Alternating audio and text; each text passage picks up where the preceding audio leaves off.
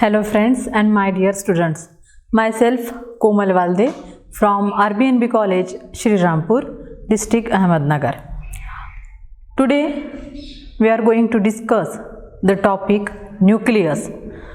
This topic is from the standard 11th subject biology and the chapter cell structure and its organization.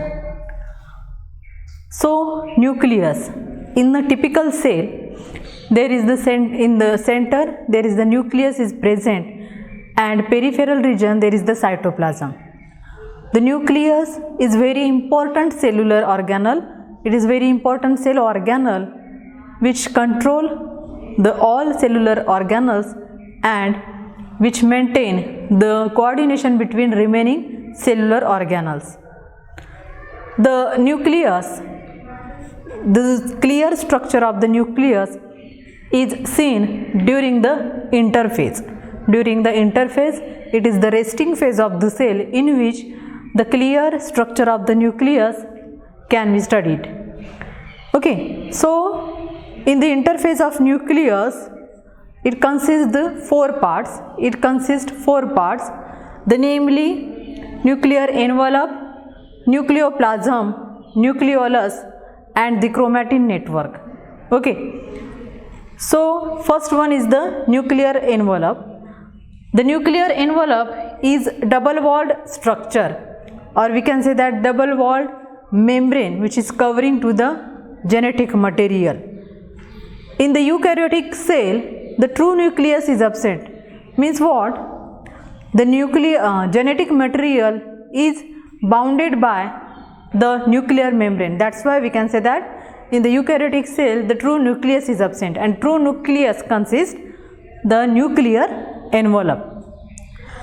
There is the two membranes, outer membrane and inner membrane. Okay, the outer membrane and inner membrane are separated. Both layers or both membrane are separated from each other. In between the outer membrane and inner membrane, there is the perinucleus space. Okay, we are clearly seen that there is the perinuclear space in between outer membrane and the inner membrane. So the nuclear envelope consists double-walled structure, that is the outer membrane and inner membrane. In between the both membrane, there is the perinuclear space, and this perinuclear space along with the outer membrane and inner membrane is known as the nuclear envelope. The outer membrane of the nucleus is associated or connected with the endoplasmic reticulum. The outer membrane is connected to the endoplasmic reticulum of the cell, and the inner membrane is covering of the nucleoplasm. It is covering of the nucleoplasm, or we can say that the inner membrane is lined by the nuclear lamina. The network of the protein fibers which help in the maintaining the shape of the nucleus. There is the presence of protein fibers which help the shape of the nucleus, or which maintain the shape of the nucleus. The two membrane along with the perinuclear space is help to separate the nucleoplasm from the cytoplasm, because peripheral to the nucleus there is the cytoplasm is present, and typically the nucleus present in the center of the cell. So the nuclear envelope means outer membrane, inner membrane and perinuclear space. Collectively they are help to separate the nucleoplasm from cytoplasm.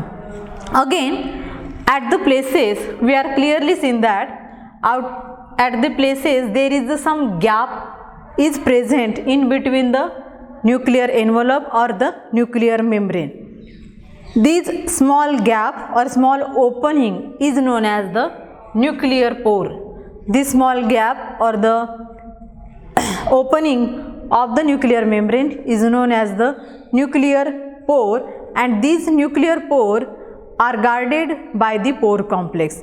These nuclear pore are guarded by the pore complex which is regulate the flow of substances, which regulate the flow of substances from the nucleus to cytoplasm or in the reverse direction also. Okay, now we moving on our next part of the nucleus, that is the nucleoplasm.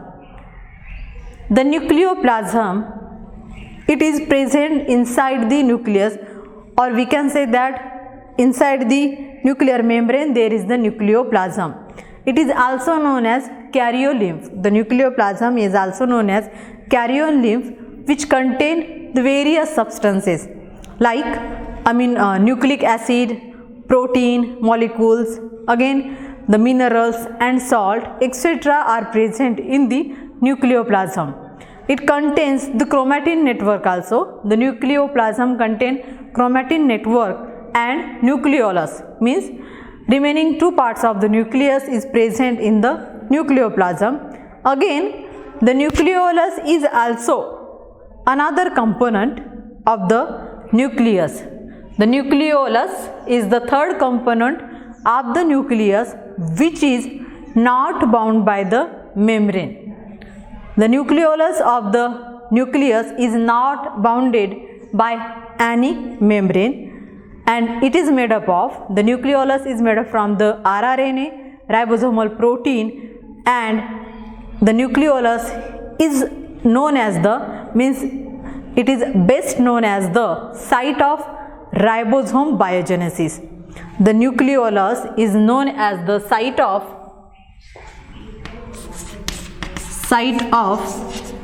ribosome biogenesis.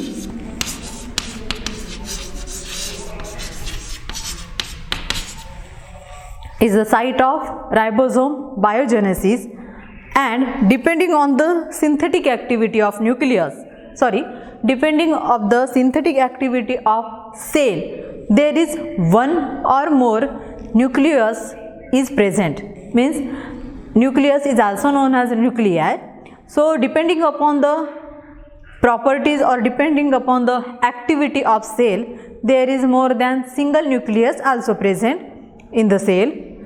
The nucleoplasm consists that nucleolus, and the cell of the oocyte, the size of the nucleus is depends upon the nucleolus, as well as the size of the cell is also depends upon the size of the nucleus or the number of the nucleus. For example, the cells of the oocyte or the cells of egg, there is large nucleolus is present. There is the large nucleolus is present, whereas in the sperm cell, which contain the small inconspicuous nucleus is present, and they appear as a dense spherical bodies. They appear as a dense spherical bodies which is present or which present near the chromatin network.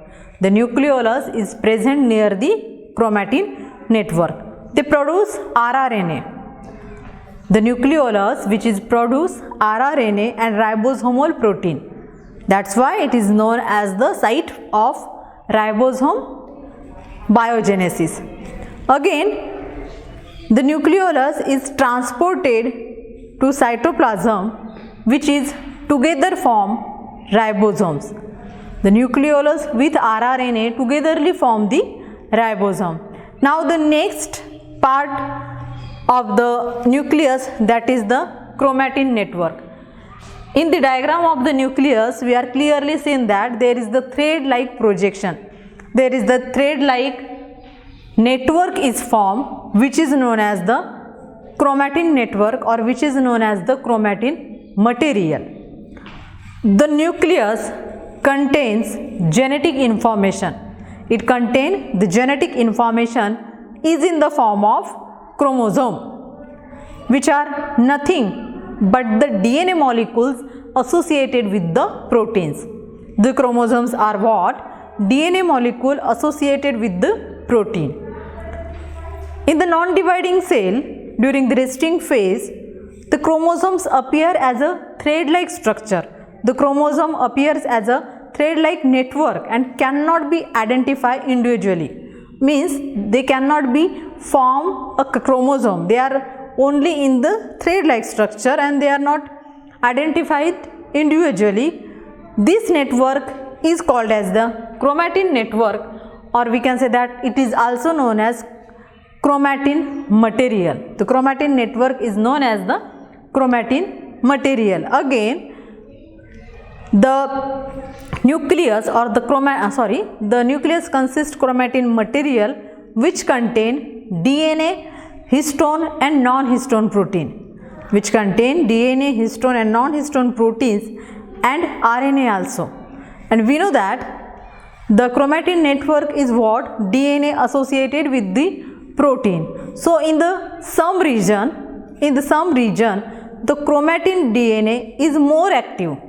The chromatin DNA is more and it is genetically active. This is known as the euchromatin, and which is thicker. This thicker chromatin network is known as the euchromatin. It is known as the euchromatin. While where the DNA is not active or less active, we can say that there is the protein is active than the DNA, or some region it contain more of the protein, means there is the presence of more protein than the DNA, and there is less DNA, more protein. So the chromatin network is inert, or genetically this chromatin network is inert and it is thin than the euchromatin. This chromatin is known as the heterochromatin, which is known as the heterochromatin. Means here two type of the chromatin material or two type of the chromatin network are clearly seen in the nucleus of interphase, during the interphase. The thick chromatin is known as the euchromatin, having the genetically more active DNA than the protein, and the heterochromatin is very thin and thread-like, in which more protein and less DNA, and it is inert in nature, that is known as the heterochromatin. So now we discuss the function of that chromosome, function of the nucleus. We know that the nucleus is the boss of the cell, means it regulate and maintain the coordination between remaining cellular organelles. Okay, it control and maintain the remaining cell organelles, or again it coordinate the all cellular organelles. They have command to the cellular organelles, remaining cell organelles. They maintain the coordination between them, and that's why it is known as the master of cell organelles. Again, the nucleus contains genetic material, or we can say that it contains the genetic information in the form of chromosomes or in the form of chromatin network. That's why it play important role in the heredity and variation. That's why the nucleus play very important role in the heredity and the variation. Again, the nucleus is a site for the synthesis of DNA as well as RNA and ribosome. Means DNA synthesis, RNA synthesis and ribosome synthesis all synthesized in the nucleus. It is the site of synthesis of DNA, RNA and ribosome. Again, the chromosome number which being constant for a species, because of the chromosome are present in the nucleus, and that's why nucleus is known as the master of the cell organelles, and it is the detailed structure of nucleus which is seen during the interphase. And we know that during the cell division, the chromatin network contains and formation of chromosome, and then it is ready for the cell division that we have studied in the chapter of cell cycle, and it is the detailed structure of the nucleus having the 4 parts, that is the nuclear membrane or nuclear envelope, then nucleoplasm, nucleolus, and lastly that is the chromatin network. Thank you.